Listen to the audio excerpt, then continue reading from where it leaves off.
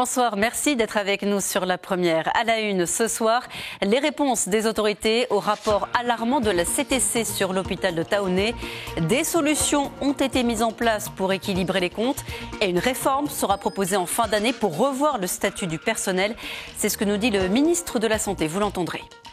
La rentrée scolaire se prépare déjà et c'est un défi financier pour les parents. Comment répondre aux demandes de l'école et aux préférences des enfants sans dépasser son budget? On verra cela dans ce journal. 96 rameurs seront sur la ligne de départ du Super Aito ce samedi. Et cette année, les organisateurs insistent sur la sécurité. La course se fera en 2 étapes. Les rameurs trop fatigués seront priés de ne pas s'aligner l'après-midi. Mara Eitamei nous en dira plus. Le fondateur de la course est notre invité ce soir. Et puis c'est son spot qu'Elia Galina habite en face de la vague de Teahupo'o, qu'elle a surfé dès l'âge de 4 ans et elle continue de battre des records puisqu'elle est la première à avoir gagné son invitation pour la Tahiti Pro et cela à seulement 12 ans. Rencontre dans ce journal. Le taux de rotation des employés à l'hôpital de Taoné atteint des sommets, près de 50% pour le personnel et 63% pour les médecins en 2023. Il faut changer le statut administratif inadapté. C'est l'une des recommandations de la Chambre territoriale des comptes. Les précisions de Nicolas Suire et Hubert Liao. Limiter les évacuations sanitaires vers la France métropolitaine, c'est l'objectif premier du centre hospitalier de Polynésie française, rappelle la Chambre territoriale des comptes. Selon elle, cette mission a un frein principal, un statut administratif inadapté aux exigences hospitalières. Il doit donc être transformé car il fait fuir médecins et soignants. La gestion comptable est également critiquée. Elle repose sur des dispositions obsolètes et incomplètes, du moins entre 2018 et 2023, date de l'étude de la CTC. Un constat confirmé par le ministre de tutelle et la directrice du CHPF. Ces derniers nous déclarent avoir mis en place des solutions pour équilibrer les comptes. On a arrêté de faire des subventions exceptionnelles tous les ans pour essayer de rattraper le retard qu'on avait oublié de combler. On l'a collé cette année en 2025, qui nous permet d'avoir une lecture plus saine. Quand on est arrivé en 2023, on ne pouvait pas payer les médicaments, on ne pouvait pas payer les draps et on ne pouvait pas payer les tenues des gens. Aujourd'hui, on peut déjà payer nos factures. En ce qui concerne le statut du personnel, un projet de réforme sera proposé à l'Assemblée en fin d'année. L'attractivité des médecins, c'est aussi un travail sur les conditions d'emploi. On va parler de cumul d'activités possible. On va parler d'un certain nombre d'autres mesures qui vont permettre, qu'on est en train de travailler avec eux d'ailleurs, pour vraiment faire en sorte qu'ils reviennent au pays. La CTC recommande de renforcer la fiabilité du cycle de recettes, notamment en automatisant la facturation. La juridiction recommande également d'étudier la mise en place d'une unité gériatrique liée au vieillissement de la population, ainsi que la création d'une unité médicalisée post-urgence afin de réduire les temps d'attente. Des recommandations en cours d'application, déclare la direction. Mais en plus, cette dernière a décidé d'associer les soignants à la gouvernance de l'établissement. Jusqu'à aujourd'hui, les soignants étaient très peu associés, et ce qui fait qu'il y avait aussi donc ces problèmes de management, finalement de mise en œuvre de la politique de l'établissement, mais aussi de la conduite de l'établissement. Parce que plus on les associe, plus ils adhèrent à la décision et plus la décision elle est partagée finalement et pertinente. L'hôpital doit poursuivre ses efforts de contrôle de gestion et de suivi budgétaire, déclare la CTC. Plusieurs réformes sont en cours d'application sur plusieurs années. C'est le projet d'établissement AVEIA 2030. Un détenu de la prison de Nukuhiva s'est suicidé la nuit dernière. L'homme était âgé de 26 ans. Il était libérable en octobre 2026. D'après le parquet, il n'était pas connu pour être suicidaire. Le centre de détention de Nukuhiva est le plus petit de France. Il n'y a jamais de gardien sur place durant la nuit, mais un téléphone dans la cellule pour les cas d'urgence. Encore 3 semaines avant la rentrée des classes et pourtant les fournitures scolaires envahissent déjà les rayons des magasins. Pour les parents, il faut jongler entre les demandes de l'école et la réalité du porte-monnaie. Mélissa Chang et Eva Ribé. Des cahiers à profusion, des stylos de toutes les couleurs. Dans cette enseigne, les fournitures scolaires trouvent leur tout premier client. À chacun son astuce pour avoir le dernier agenda à la mode. Je viens avec ma grand-mère parce que elle dit souvent oui, comparé à mes parents. il est bon qu'ils choisissent quelque chose qui leur plaît. Pour moi, je pense que le rendement, le travail sera que mieux. Le fait de travailler sur quelque chose qu'on aime bien. Yasmina, elle, s'attarde plus longuement sur les prix. Objectif, tout comparer avant d'acheter. Pour éviter d'avoir du monde, pour la rapidité, et puis voilà, et les prix sont... On a le temps de regarder un peu et tout, avant de prendre. Voilà. Quel est ton sentiment par rapport au prix des fournitures scolaires cette année? Cette année, ça va, ils ont essayé de voir un peu les budgets de chacun. C'est sûr que là, je vais devoir serrer mon budget. Je ne peux pas non plus me permettre de prendre n'importe quoi et sortir du budget. En moyenne, le budget fourniture oscille entre 12 000 et 15 000 francs par enfant. Alors Teumere, originaire de Kaukura, s'estime chanceuse. Dans l'école où ma fille elle est scolarisée, c'est-à-dire à l'école de Taikura de Kaukura, on n'a pas à acheter, en fait, on n'a pas à s'approvisionner en fourniture d'école. Ils sont déjà approvisionnés, c'est déjà fourni par l'école. Les enseignes surfent sur les offres spéciales rentrées, de quoi générer une belle opération en termes de chiffre d'affaires. C'est pratiquement, on peut dire, le triple de ce qu'on fait habituellement par mois. Selon une étude de l'UFC Que Choisir, en métropole, les tarifs des fournitures scolaires ont augmenté de 2% en un an. La 32e édition du Super Aito, c'est ce samedi avec les meilleurs rameurs. Il y a aussi des courses de kayak et de stand-up paddle. Pour les 96 rameurs, la course se fera en 2 temps, de Taoné à la Pointe Vénus et retour, 32 km au total. Mara Eitamei, vous êtes le co-président du comité organisateur du Taito. Merci d'être sur ce plateau ce soir. Bonsoir Elodie. Donc une course en 2 étapes, c'est pour des raisons de sécurité, c'est ça? Quelle est l'idée? L'idée, c'est de constater que sur une année où on a 52 samedis, on se retrouve avec 43 samedis où il y a une course. Donc c'est énorme et on se rend compte que finalement beaucoup de rameurs, soit ils puisent des vitamines, soit ils viennent pas. En tout cas, l'idée c'est de se retrouver avec une tolérance zéro au niveau de la capacité des rameurs de pouvoir faire les 2 étapes. C'est-à-dire qu'ils se lancent le matin et on compte sur eux pour ne pas se présenter l'après-midi s'ils se sentent trop fatigués, c'est ça? Ça concerne surtout les vétérans. On se retrouve quand même avec un paquet d'une trentaine de vétérans qui ont entre 40 et 70 ans. Et c'est surtout à eux qu'on pense. Donc, on avait dans un premier temps voulu les garder que pour la première étape du matin. Mais finalement, on se dit il faut que l'événement, en fait, il est bien si tout le monde fait les 2 étapes. Mais à chacun, effectivement, de prendre ses responsabilités et de se dire j'ai fait l'étape du matin, la plus longue, et je ne suis pas sûr d'être capable de faire la 2e, donc je m'abstiens de faire la 2e. Toujours pour des raisons de sécurité, il y a quelques changements, notamment vous vous inspirez du surf avec des jet skis, c'est ça? Alors on l'a déjà mis en exploitation, sauf que là on a doublé les effectifs, parce qu'on va quand même beaucoup sillonner aux alentours des barrières récifales. Et on a eu sur le Super Aito quand même quelques sueurs froides, où on a eu quelques pirogues qui se sont fait drosser sur les récifs. Et heureusement que les jet skis étaient là. Donc on n'en avait que 3. Pour le Super Aito, on a rajouté le double, ils seront 5, voire 6. Et c'est notre manière de dire aux rameurs, vous pouvez vous exprimer, on est là pour vous accompagner sur la sécurité.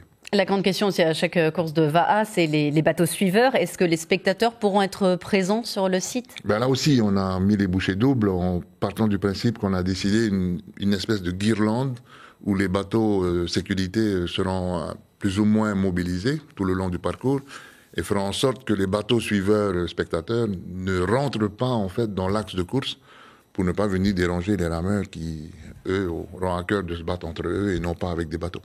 Alors justement, ces rameurs, qui sont-ils? Il y en a donc 96, ce sont les meilleurs. Est-ce qu'il y a des champions locaux? Est-ce qu'ils sont de retour? On a les meilleurs. Kyle portera samedi le maillot jaune du Super Aito. On va dire que les meilleurs sont là parce qu'ils se sont qualifiés au travers du Aito. C'est le Super Aito, en fait, c'est la finalité du Taito. Mais il y avait eu des petites embrouilles par le passé avec des champions locaux qui avaient décidé de ne pas participer à cette compétition. Après, chacun voit midi à sa porte et fait son choix d'aller ou pas dans telle ou telle course. Et nous, on est contents d'avoir les bons rameurs du moment. Et je pense qu'ils se donneront à fond pour nous donner un bon spectacle samedi. Est-ce qu'il y a des rameurs étrangers qui vont participer à cette course? Il y a quelques-uns qui sont là. Malheureusement, on va dire que la complexité de la haute saison nous ramène à des tarifs au niveau des billets d'avion qui sont quand même beaucoup plus forts que ceux qu'on a pu vivre, nous, au niveau du Taito au mois de juin. Donc, il y en a qui ont décidé de venir. Il y en a qui ne sont pas venus parce qu'ils préfèrent se réserver pour le Hawaii Kinui. Donc, c'est un choix que chacun fait. Voilà. Alors, aux côtés des rameurs, il y a aussi des kayaks et des stand-up paddle. Ça, c'est une première, non? Pour les kayaks, non, puisqu'on a décidé de s'associer déjà depuis l'année dernière avec la Fédération polynésienne de kayak et de surf-ski pour arriver sur un bel événement en 2027. Donc, c'est notre manière à nous de travailler ensemble. Par contre, la Fédération tahitienne de surf a voulu effectivement s'associer à nous pour rebooster un peu cette partie, on va dire, stand-up paddle, qui était restée un petit peu à l'abandon, et on les a accueillis avec beaucoup de satisfaction et on espère qu'ils seront nombreux à être là samedi. Et pas de femmes cette année, que des rameurs hommes? On aurait aimé remettre la Super Wahine en place, mais on a eu les mini-jeux de Palau, et en discutant avec l'entraîneur de la sélection de VA, on s'était dit ok, on fait la passe cette année. Par contre, 2026, les Super Wahine seront au rendez-vous. Eh bien, on prend déjà rendez-vous. Juste une dernière question. Est-ce qu'il y a des contrôles antidopage qui sont prévus? Alors, c'est la question qui navigue un petit peu en ce moment. Nous, on n'est pas au courant de savoir si la fameuse commission va débarquer ou pas. Ils ont fait quelques tests sur une ou deux courses passées. Mais ce qu'on croit savoir, c'est qu'à partir du mois de septembre, peut-être après le Super Aito, ils vont vraiment se mettre en place et partir dans toutes les organisations, pas que le VAR, toutes les disciplines confondues. Et nous, on dit bravo et allons-y. Merci beaucoup. Donc le Super Aito, c'est ce samedi. Merci. C'est une grande victoire pour les défenseurs du climat. La Cour internationale de justice vient d'ouvrir la voie à une obligation pour les pays pollueurs de payer des réparations aux pays les plus touchés par le changement climatique. Ce n'est qu'un avis pour le moment, mais c'est un tournant. Et c'est le Vanuatu qui en est à l'origine. Les enjeux décryptés par Gervais Nietzsche.